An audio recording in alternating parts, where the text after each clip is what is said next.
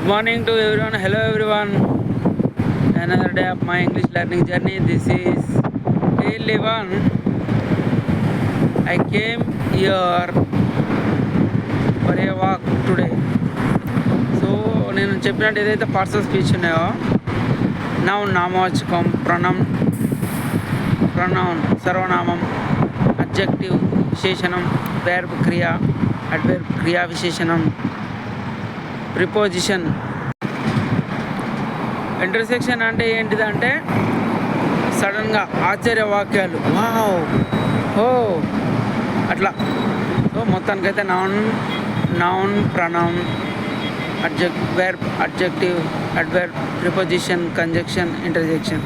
So ఈ నాలుగిటి గురించి అయితే మనం అయితే ఈరోజు నేర్చేసుకున్నాం. Parts of speech. నౌన్ నామవాచకం, ప్రొనౌన్ అంటే పేరుకు బదులుగా వాడే he, she, it, they. సర్వనామం.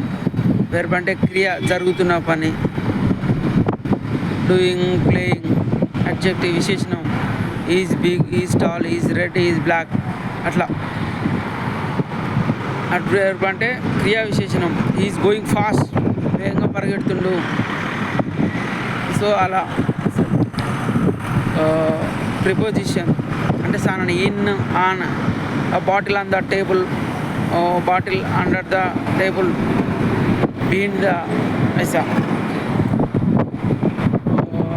Conjunction రెండు పదాలు కలిపేది, బస్ అండ్ కార్, అట్లా. ఇప్పుడు ఇంటర్జెక్షన్ వచ్చేసి ఆశ్చర్య పదాలు, వావ్, ఓ. సో మొత్తానికైతే ఈరోజు అయితే పార్ట్స్ ఆఫ్ స్పీచ్ మొత్తం గురించి కూడా నేర్చేసుకున్నాం. స్టెప్ బై స్టెప్ గ్రామర్ మొత్తం నేర్చేసుకుని దాని తర్వాత మెల్లగా ఇంగ్లీష్ పర్ఫెక్ట్గా మాట్లాడాలి, ఫ్లూయెంట్గా. Okay, thanks for watching. Don't forget to like, share, subscribe. Conjunction వచ్చేసి మనకు ఒక పదాన్ని ఇంకొక పదాన్ని కలిపేస్తుంది. ప్రిపోజిషన్ అనగా ఒక పదానికి ఇంకో పదానికి సంబంధాన్ని తెలిపేది.